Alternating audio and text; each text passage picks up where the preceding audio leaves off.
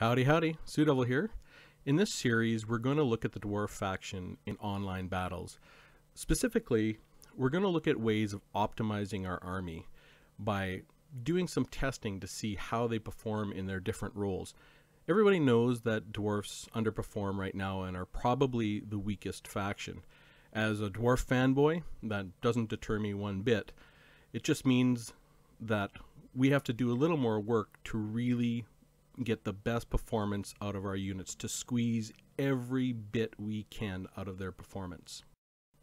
So to that end, this first set of tests is looking at what combination of our Lord and a ranged unit is going to perform the best against the enemy Lord. If you've seen some of my other videos, you'll know that when I set up a scenario, I run it 5 times and then take an average of the numbers. Now, this is not the ultimate way to do it. It's just to get a good feel for how they're going to perform. And in this case, I looked at our melee lord in combination with an engineer, trollhammer torpedoes, quarrelers, and thunderers. I definitely wanted to see how the engineer would stand up, and when I was looking through everything, I thought the trollhammer torpedoes would do really good as they're armor piercing, anti-large, and they do tend to put units on their back. So I thought they would definitely be right up there, but as the testing went on, it became clear that wasn't the case. I also tried different versions of setting up the attack, one where I would try and kite Grimgor around the map, one where I would just let them fight straight up, and if they lost line of sight, they lost line of sight. I basically did everything to make the test look a little different and see how everything would work depending on the scenario, because in an actual battle you have lots of different scenarios, so I wanted to see how these units would work. So here's the data set that the testing produced.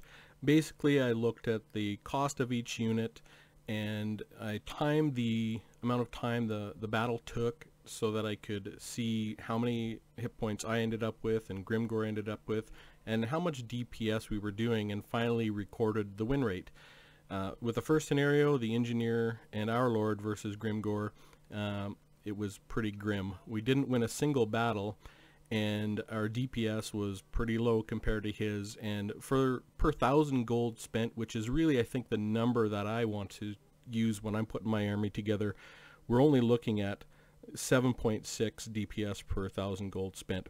So when I went on to the trollhammer torpedoes, I expected to get a better result. I've used the engineer before in online battles, and he never seems to work very good.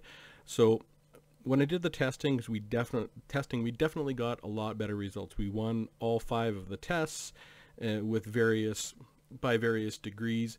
The cost is relatively close to the engineer at 1,100 gold, and the DPS between the 2 units stayed relatively close. I knocked Grimgor over pretty much constantly, was able to kite him, but in this first test you can see the DPS was quite low. That's because I was kiting him and those trollhammer torpedoes didn't really hit very well, but when Grimgor was standing still, they just murdered him. So a definite improvement, more than double at 15.9 DPS per 1,000 gold spent. So when I went on to the quarrelers, I really expected them not to do very well, but that wasn't the case. They actually did pretty well. They didn't win all their battles. They only won 2, but their cost is very, very low, and they performed at 16.4 DPS per 1,000 gold spent. In one of these tests, the very first one where I had this low DPS, I was kiting Grimgor around and I literally almost ran out of arrows. But a little bit better, and quarrelers definitely have multiple uses. They can do more things in a fight than maybe the trollhammer torpedoes can, and they do have very good range.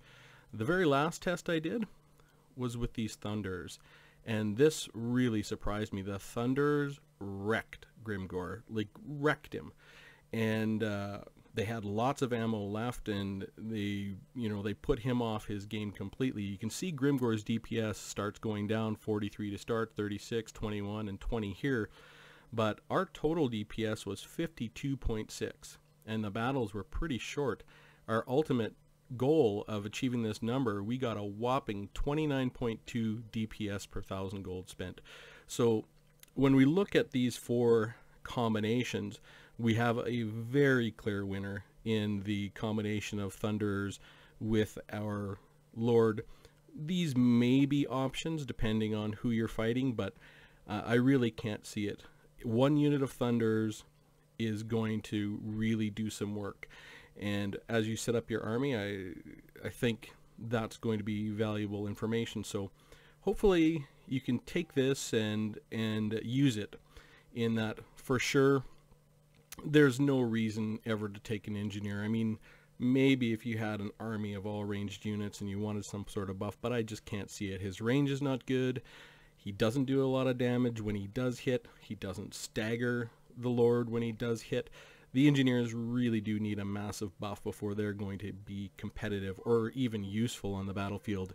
But when we look at these Thunders, they really do seem to be the answer, and you can use them in a lot more cases, so they're pretty fantastic. The Troll Hammers I was a little disappointed with, but they're a very expensive unit at 1,200, and it really would seem their use is limited in online battles. So I hope that helped. Thanks for watching, and I'll see you later.